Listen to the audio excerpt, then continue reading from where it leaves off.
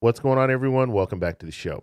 So we're going to take a look and listen to Representative Sheila Jackson Lee. She's going to be talking about Social Security reform, a Social Security increase. That's what we're going to focus on in this video. I also have a couple of announcements. Actually, I'll make the announcements now. So I'll be doing a live stream later on tonight. So come join me, 7 p.m. Pacific Standard Time. We're going to be talking about the headline news of the week. And then also at the end of this video, I actually put a new ending to my video, so just check it out. I thought it was funny, so that's why I put it up there. And we're in a time now where we just need to start laughing about some of the stuff that's going on in Congress, because it's so chaotic, and it's amazing to me. I'm going to talk a little bit more about that in the live stream tonight, but it's just crazy. So before we get started with this video, if you guys can do me a favor, please like the video, subscribe to the channel, hit that little bell notification, and then click all. By clicking all, you'll get notified anytime we post a video. We do daily videos here, so by clicking the bell notification and clicking all, you should be getting updated every day. And just a reminder, thank you for your support. I really appreciate it. If you'd like to follow me on Twitter and Threads, you can at the TEC Show Live. Okay, so let's go ahead and play this clip, and then we'll talk a little bit about it. Here we go. Let me thank the distinguished gentleman from Connecticut. Long-serving, long-standing, and we have been together, Mr. Larson, on this issue. It has to be 2 decades. And I can only thank you for realizing that people will simply die, I'm going to say that, without the lifeline of Social Security. You have recognized that, and that's why we're in the fight. That's why we have to continue the fight. That's why we have to come back in the next Congress and get this done. Because if it's not done in this Congress, we must get it done. We must get it done. And let me give you breaking news. Let me tell you why we are all on the floor while there are 12 and there are others on the floor previously. This is a national crisis. The House Republican Study Committee, a caucus of 176 House Republican members, has proposed multiple harsh cuts to Social Security in fiscal year 2024 budget. Although the budget is vague on details, they will be holding and may have held a press conference, and reporting has come out that they intend to cut your Social Security.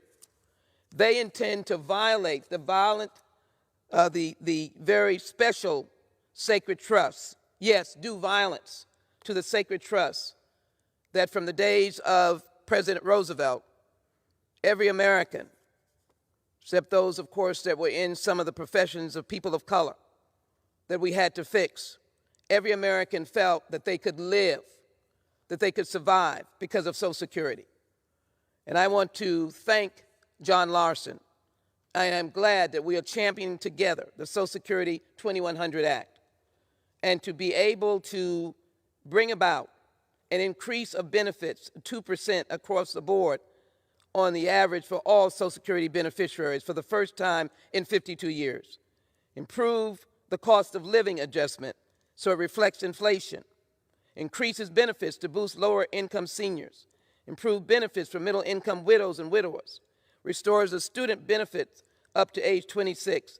Increases access to benefits for children living with grandparents and other relatives. And celebrates repealing the windfall elimination provision, which means in the government pension offset that currently penalizes public servants. I can walk the streets of the 18th Congressional District when all of these hardworking public servants are saying, have you helped me? And I can say yes, and we end the 5-month waiting period. So, Mr. Larson, I'm here today to join in a vigorous support of the Social Security 2100 Act, and to be able to say that we are here because there is a crisis, because there is purposeful intent to snatch Social Security from the hands of beneficiaries, including children.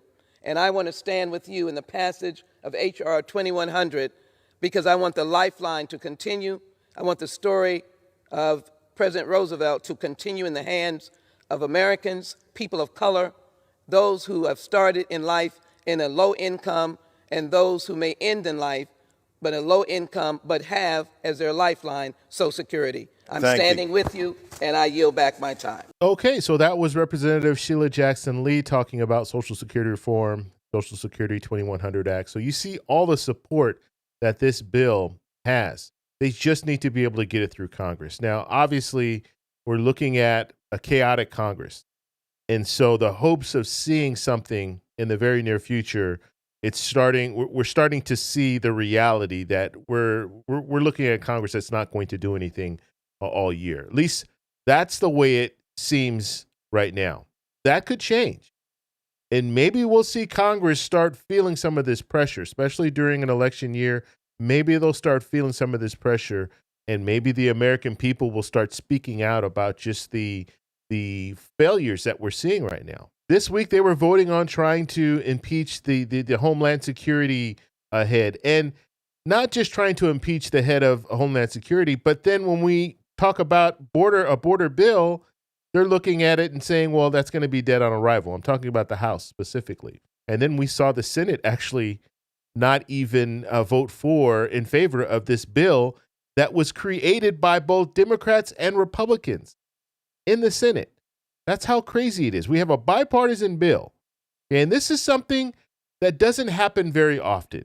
And I had some people in the comments because I was saying that the House is saying this is dead on arrival and they haven't even looked at the bill. And some people in the comments were saying, well, Democrats do the same thing.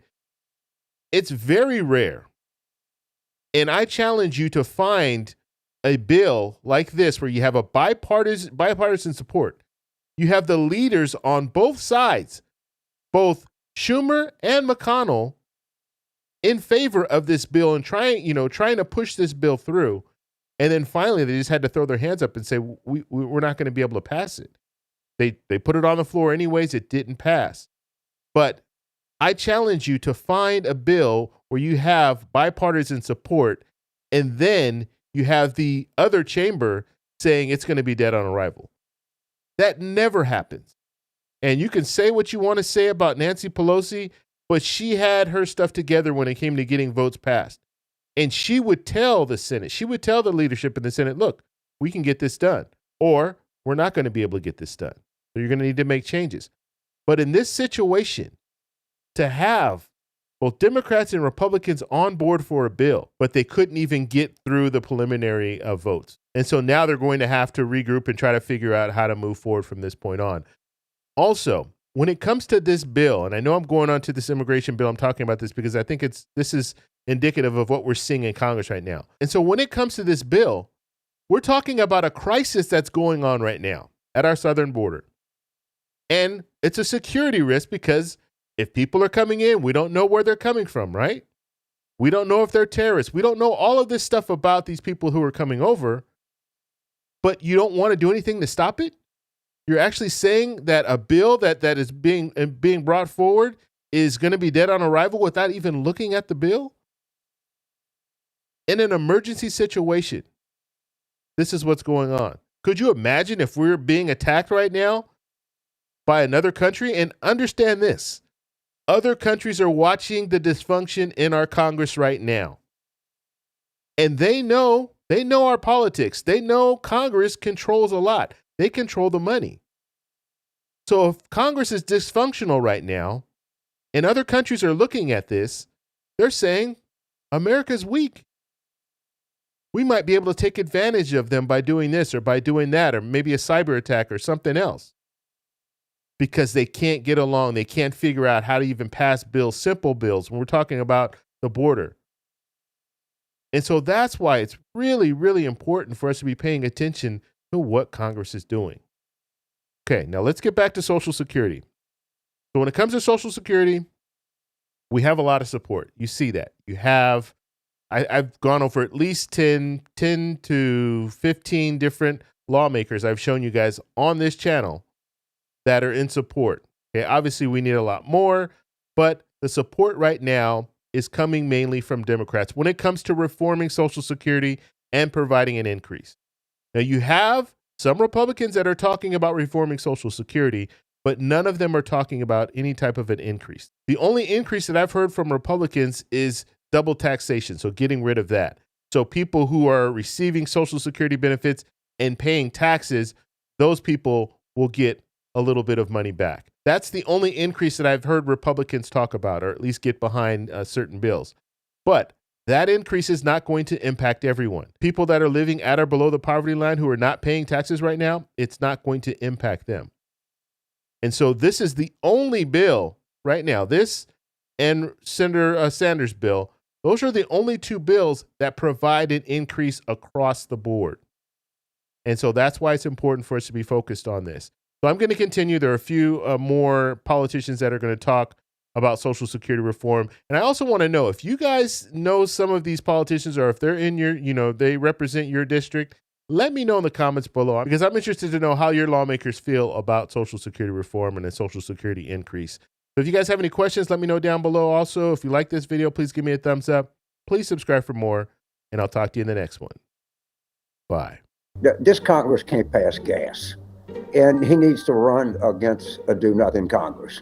And I think that can give them some traction that he did not have before. But, maybe they could get Rudy Giuliani to be speaker. We know he can pass gas for sure. But this is almost comical.